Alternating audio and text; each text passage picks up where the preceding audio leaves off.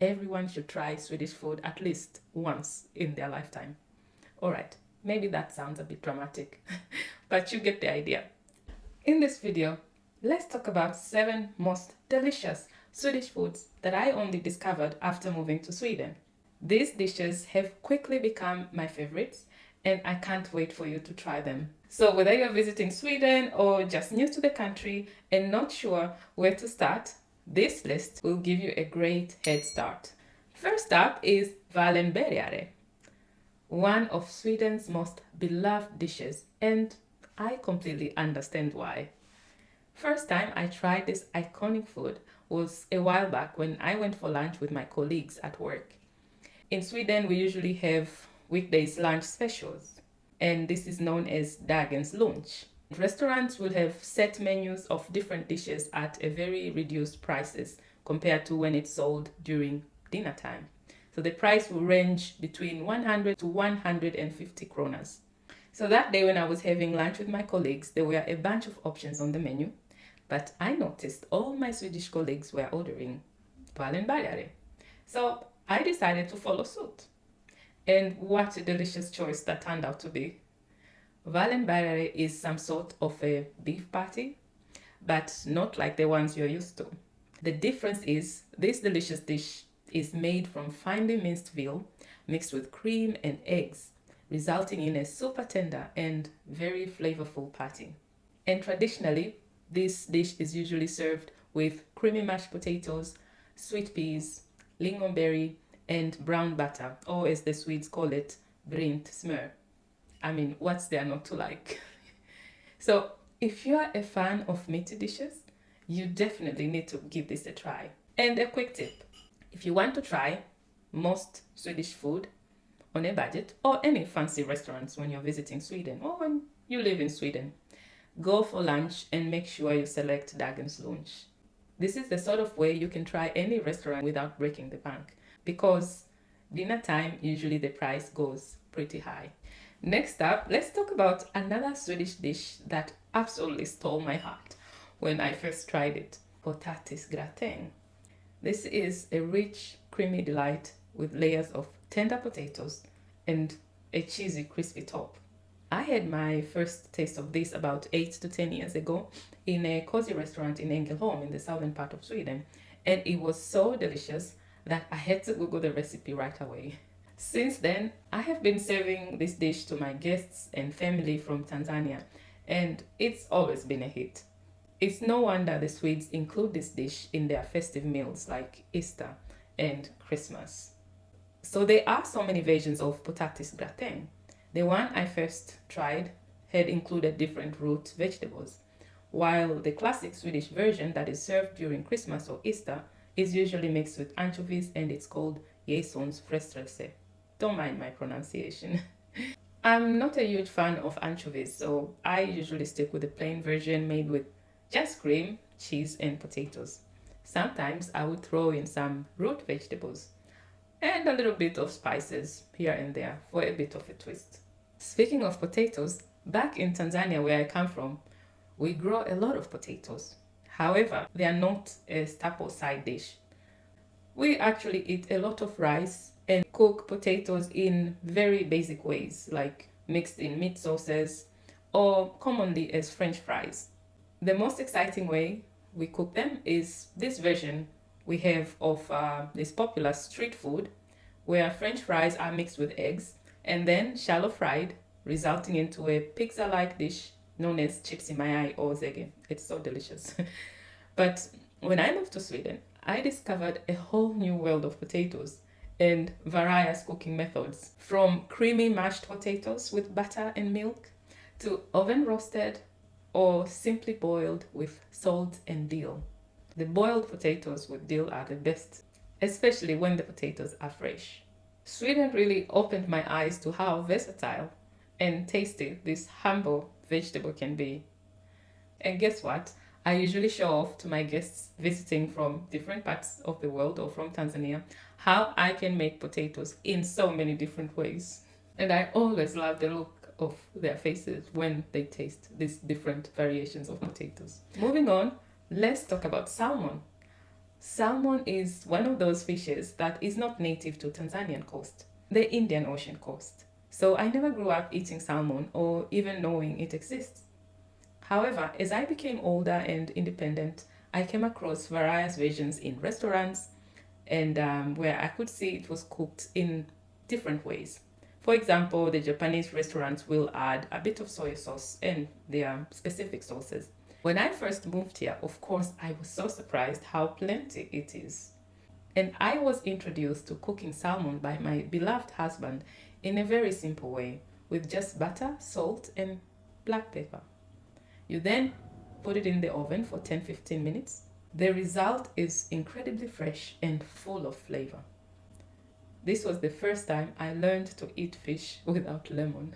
The traditional way salmon is usually served with boiled potatoes, seasoned with dill, broccoli, which is also usually boiled, and then you've got a meal that's both healthy, light, and very satisfying. So don't be surprised if you visit Sweden and your salmon is made this way. This is a true taste of Sweden that highlights the quality of their local ingredients. Now, I can't talk about Swedish food without mentioning meatballs or köttbullar. It would be a sin. While meatballs are a staple in many cuisines around the world, even in my country of origin, we have a version of meatballs. But the Swedish meatballs are truly something special. They are crispy on the outside and tender and juicy in the inside. When I first visited Sweden, I was so eager to check out IKEA, and naturally, I had to try their famous meatballs at the IKEA restaurant. This was my introduction to Swedish meatballs. And, of course, they did not disappoint. Since then, I've been making these yummy meatballs at home from scratch. And trust me, when you make them from scratch, they taste better. But don't worry, you can buy ready-made ones in all the grocery stores. Köttbullar are traditionally served with potatoes, usually boiled, lingonberries, and a creamy gravy. So delicious. This classic dish is a must-try when you visit Sweden. And you will find it in many Swedish homes and restaurants, and of course, including IKEA restaurant. It's just one of those very comforting and homely food that's simply amazing. Next up is Kalops. Kalops is one of those incredibly comforting beef dishes that's slowly cooked in the oven, resulting in a tender meat that practically melts in your mouth. The flavor is absolutely delicious, making it a must-try dish when in Sweden. For me, this is the only Swedish dish that truly reminds me of home, as we traditionally cook meat stews, except that it does not go in the oven. So I make it often with a few tweaks, of course, adding spices like curry, paprika, cilantro, ginger, and garlic. So it tastes just like home. This dish is some sort of a stew, so it's perfectly served with rice or potatoes. And it's especially comforting during the autumn or winter months when the temperatures have dropped down. You can find this dish in all the restaurants if you are visiting Sweden, or if you live here, you can definitely make this at home. Now, let's talk about some cold yeasted bread rolls, or as they call them in Sweden, Kalljästa frallor. Growing up in Tanzania, we always had bread for breakfast. This is quite common in many households. However, it was usually one of those store-bought sliced bread loaves. But when I moved to Sweden, I discovered these cold yeast bread rolls. Basically, you prepare the dough the night before with minimal yeast and bake them fresh in the morning. I've always been a baker. I love baking cakes and cookies. However, I always thought baking bread from scratch was so complex, so I never really bothered to bake bread at home until I discovered these cold yeast bread rolls. The recipe is so simple that you don't have to be a master chef to nail it. Now I am totally hooked and I make these rolls almost every Friday, so I can enjoy fresh bread with my family for our weekend breakfasts. I love the fact that making bread this way gives you not only fresh bread, but also a healthier version of bread due to the low yeast content. So if you're a foodie like me and love to bake, you must give this a try. You will definitely get hooked. Lastly, let's talk about Knäckebröd. So first time I came across Knäckebröd, it made me wonder, what is this round brown thingy? I didn't think it would be yummy from how it looks, you see. But the moment I tasted one of these, I was so pleasantly surprised. Looks can be deceiving, you know.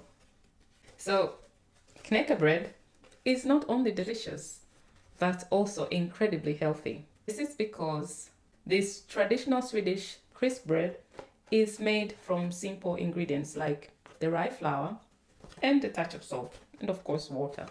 And this is why it has this dark outlook. What I love about this Knäckebröd is its versatility and convenience. It's quite perfect for a quick snack or even as a light meal.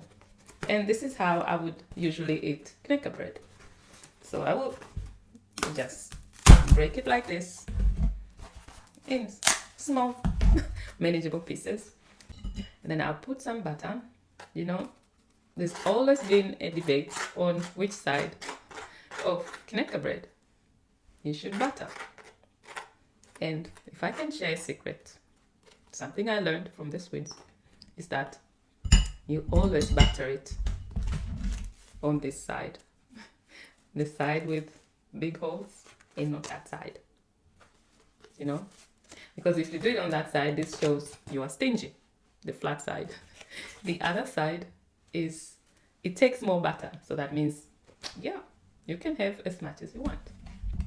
And I would enjoy it just like that with butter.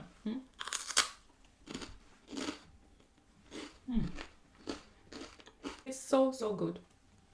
Can you hear the sound of that? How crispy can it get? And to top it all, it's healthy. So you can basically stuff yourself with these the whole day without worrying about the calorie intake.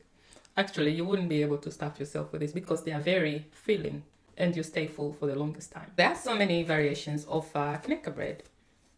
From this one, this is the traditional one, to thinner versions that are made from whole grains and seeds. I personally prefer this traditional version. Well, I like them all actually. Why lie? Other than eating it with a bit of butter or plenty of butter, it's also fantastic with cheese, smoked salmon, avocado, or cucumber.